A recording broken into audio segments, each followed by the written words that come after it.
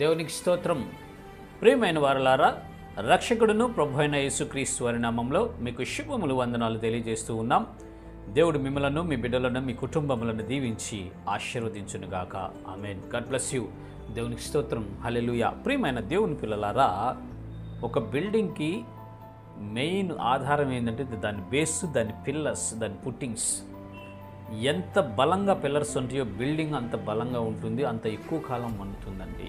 అట్లాగే ఒక చెట్టుకి ప్రధానం ఏంటంటే దాని వేర్లు, దాని యొక్క లోపల ఉన్న భూమిలో ఉన్నటువంటి భాగము.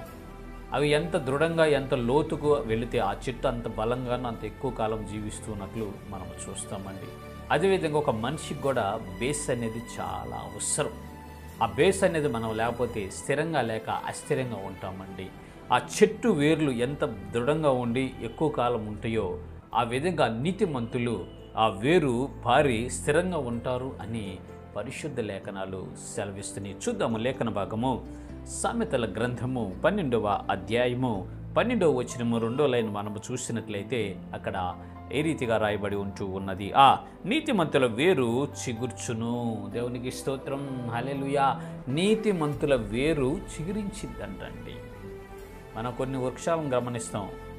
వేరుల్లో నుంచి మళ్ళీ వేరే మొక్కలు, పిలకలు మొలుస్తూ ఉంటాయి. వేరుల్లో నుంచి వేరే పిలకలు మొలిచి దృఢంగాను వందల సంవత్సరాలు జీవించేటటువంటి వృక్షాలు కూడా కొన్ని ఉంటాయండి. ప్రియమైన పరిశీలన, ఇదిగో నీతిమంతుల యొక్క వేరు చిగురించిద్దంటండి. ఎవరు నీతిమంతులు అని మనం ఒకసారి ఆలోచిస్తే ఈ లోకంలో ఎవ్వరు నీతిమంతులు కాదండి. ప్రజలందరూ పాపము చేసి దేవుడు అనుగ్రహించు మహిమను పొందలేకపోతూ ఉన్నవారే. అయితే నీతిమంతుడు ఒకే ఒక్కడు, దేవుడే నీతిమంతుడు. ఆ దేవాది దేవుడే సశరీరుడుగా ఈ భూమి మీదకి దిగి వచ్చి ఉన్నాడు. అందుకే క్రిస్మస్ సెలబ్రేట్ చేసుకుంటాం మనం. దేవాది దేవుడే నర రూపాన్ని ధరించుటకు ఈ భూమి మీదకి వచ్చాడు. యేసు క్రీస్తు అనే నామధేయముతో ఈ భూమి మీదకి వచ్చి మన పాపాల కొరకు ఆయన మరణించి ఆయన పరిశుద్ధతను మనకిచ్చాడు. మన శిక్షను ఆయన భరించి మనలను పరిశుద్ధులుగాను నీతిమంతులుగా ఉచితంగా చేశాడండి. ఎవరైతే యేసు ప్రభువారి యందు విశ్వాసం ఉంచుతారో, యేసు ప్రభువారు నా పాపాల కొరకు ఆయన చనిపోయాడని నమ్మి విశ్వసించి ఆయనే దేవుడని మీరు ఒప్పుకుంటారో, మీరు పశ్చాత్తాపడి మీ పాపాలు ఒప్పుకొని విడిచిపెట్టి ప్రభు అయిన యేసు నామములో మీరు బాప్తిస్మం పొందుతారో అప్పుడు మీరు రక్షించబడతారు, నీతిమంతులుగా మార్చబడతారు. రక్షించబడినటువంటి మనము నీతిమంతులమండి. ఈ నీతిమంతులుగా ఉన్నటువంటి మన వేర్లు ఎలా ఉంటాయి అంటే చిగురింప చేస్తాడంట దేవుడు. నీతిమంతుల యొక్క పునాదులు చిగురిస్తాయి, బలంగా ఉంటాయి.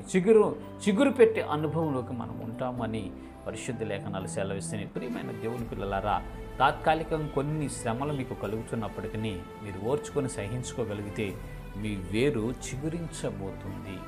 మీ వేరు చిగురించబోతుంది. ఎందుకంటే మీరు నీతిమంతులుగా మార్చబడ్డారు.